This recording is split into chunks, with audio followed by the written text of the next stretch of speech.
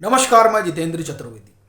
चर्चा इस बात की करेंगे कि पश्चिम बंगाल में जो पहले चरण का मतदान हुआ है 154 सीटों को लेकर, वहां पर स्थिति क्या है, बीजेपी उनमें से कितना सीट हासिल करने जा रही है और टीएमसी को कितने पर संतोष करना पड़ेगा, या फिर टीएमसी कोई बड़ा चमत्कार करने वाली है। हालांकि चमत्कार जैसी स्थिति टीएमसी के पाले में तो नहीं दिखाई दे रही है, वो सीधे सीधे भाजपा के पाले में दिखाई दे रही है।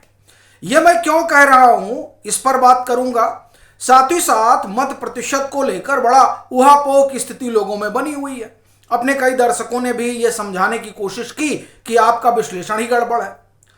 तो हम लोग सिलसिला बातचीत का इसी सवाल से शुरू करते हैं कि ये जो मत प्रतिशत वाला मसला है उसको लेकर आप लोग कंफ्यूज क्यों हो रहे हैं, और फिर ये भी जानेंगे कि बीजेपी कितना मानकर चल रही है कि उसको पहले चरण में क्या आ रहा है। बीजेपी का अपना इंटरनल रिपोर्ट है। अब फिर आप में से कोई पूछेगा कि साहब इंटरनल रिपोर्ट आपको कैसे पता चल गई? तो भाई हम लोगों के सूत्र होते हैं, और सूत्र जो बता रहे हैं उसके लिहाज से बीजेपी में माहौल बड़ा खुशनुमा है। शायद जश्न वगैरह भी हो रहा है, अब मैं कंफर्म नहीं हूं, लेकिन चर्चा है कि अंदर जो आंकड़े आए हैं उनके पास, वो आंकड़े बीजेपी को बहुत प्रसन्न कर रहे हैं। तो अब सवाल ये क्या आंकड़े आए हैं उस पर भी हम लोग बात करेंगे, लेकिन पहले ये जो मत प्रतिशत वाला आंकड़ा है ये लोगों को बड़ा परेशान कर रहा है। तो हम लोग चर्चा इसी बिंदु से शुरू करेंगे। देखिए, जो अभी तक ज्ञात है उसमें 92.9% वोटिंग हुई। ये वोटिंग 2011, 16 और 21 की तुलना में तकरीबन 10% ज्यादा है। अब लोग कह रहे हैं कि आप कैसे कह रहे हैं 10% ज्यादा है? भाई साहब, 91 लाख वोट भी तो कटे। देखिए क्या है कि तर्क अपने सुविधानुसार गढ़े जाते हैं। साहब, ये जो 91 लाख कटे, यही तो बोगस वोटर थे। अब बोगस वोटर की सफाई हो गई। बोगस वोटर के साथ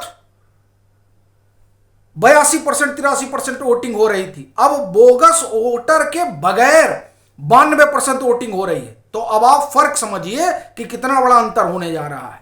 और क्यों कहा जा रहा है कि बीजेपी की एक बड़ी, एक तरह से कहें कि कामयाबी है ये।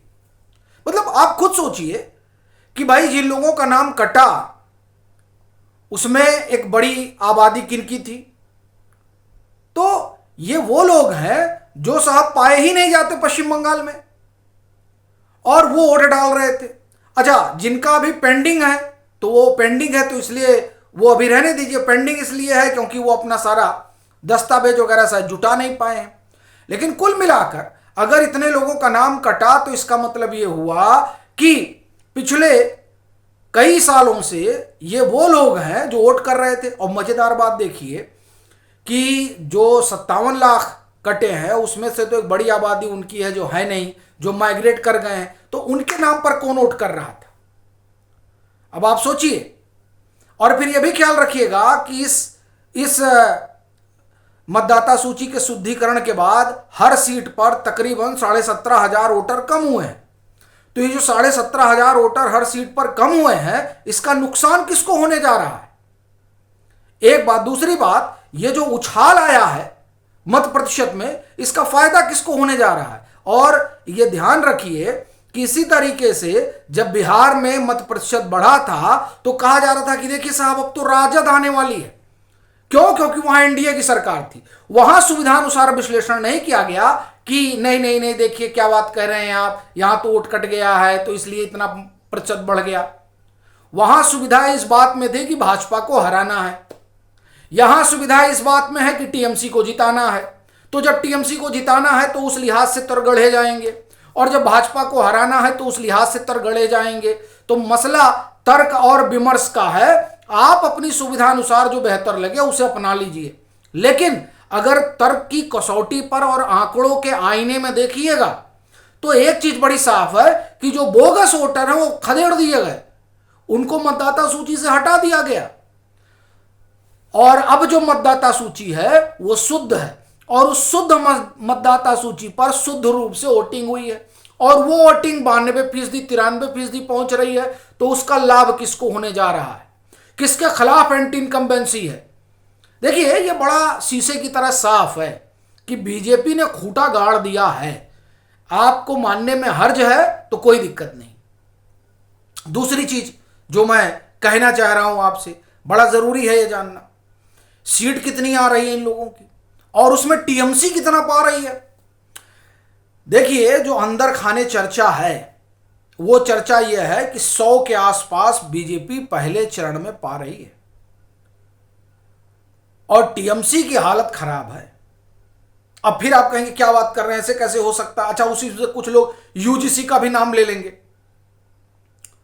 तो देखिए, यूजीसी अपनी जगह रखिए, ठीक है। अब यूजीसी एक तरह से आप समझिए कि इस मामले के बहाने हम उस पार्टी को नहीं भूल सकते हैं जिस पार्टी ने पूरे एक, आप ये कहें कि वर्ग को ही एक कलर और आतंक से जोड़ दिया।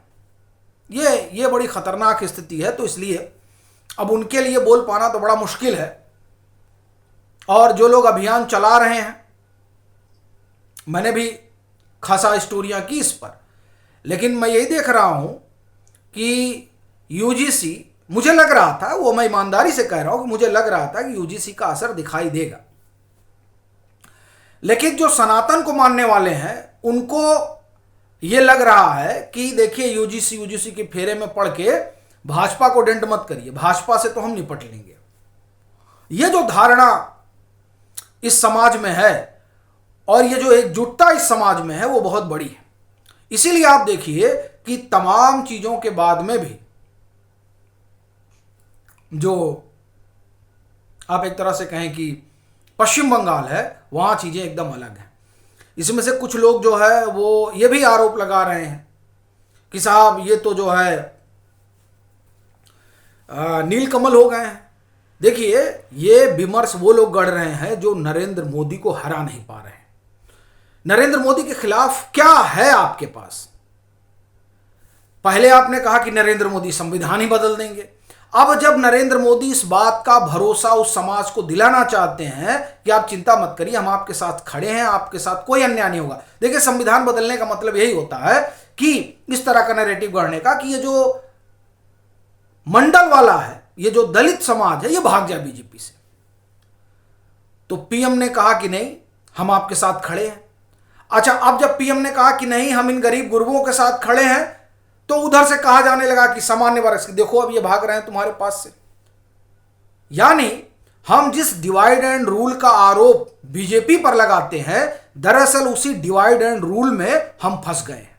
इसलिए कहा जाता है ना कि अर्जुन की तरह जो आंख है वो कहां रखनी है? अपने निशाने पर। निशाना क्या है?